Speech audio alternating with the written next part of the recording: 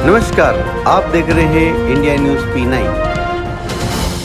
कुशलगढ़ पेंशनरों के हितों पर कुठाराघात से संबंधित सीसीए पेंशन नियम संशोधन विधेयक 2025 को वापस लेने के संबंध में एक ज्ञापन मनोज खेमादा एसडीएम कुशलगढ़ को दिया। भारत सरकार ने संसद की मंजूरी के लिए वित्त विधेयक पेश करते समय भारत की संचित निधि से पेंशन देनदारियों पर व्यय के लिए केंद्रीय सिविल सेवा पेंशन नियमों और सिद्धांतों की मान्यता के लिए एक अध्याय शामिल किया। इसके माध्यम से सरकार को पेंशन भोगियों के बीच अंतर स्थापित करने का अधिकार मिल गया है, जो केंद्रीय वेतन आयोग की स्वीकृत सिफारिशों पर लागू हो सकता है और विशेष रूप से पेंशन भोगी की सेवानिवृत्ति की तारीख या केंद्रीय वेतन आयोग की स्वीकृत सिफारिश के संचालन की तारीख के आधार पर अंतर किया जा सकता है।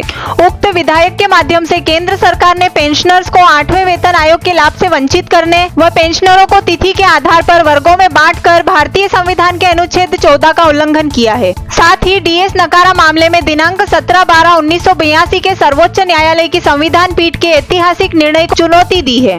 राजस्थान पेंशनर समाज इस हिटलरशाही वित्त विधेयक का घोर विरोध करता है, क्योंकि 7वीं सीपीसी जिसे 1/1/2016 से पहले और 1/1/2016 के बाद सेवानिवृत्त पेंशन भोगियों के बीच समानता बनाए रखने के लिए सरकार द्वारा स्वीकार किया गया था। यह विधेयक इस प्रकार की समानता को खत्म कर देता है। इसके अलावा जब से 8वीं सीपीसी की घोषणा की गई है, देश भर के पेंशन भोगी अपने पेंशन संशोधन और 1/1/2026 से पहले सेवानिवृत्ति हुए पेंशन भोगियों और 1/1/2026 के बाद सेवानिवृत्ति होने वाले पेंशन भोगियों के बीच समानता बनाए रखने के बारे में चिंतित है। वर्तमान निर्णय पेंशन भोगियों पर एक बड़ा झटका है और इसलिए सरकार को इस पर पुनः विचार करने और इसे वापस लेने की आवश्यकता है।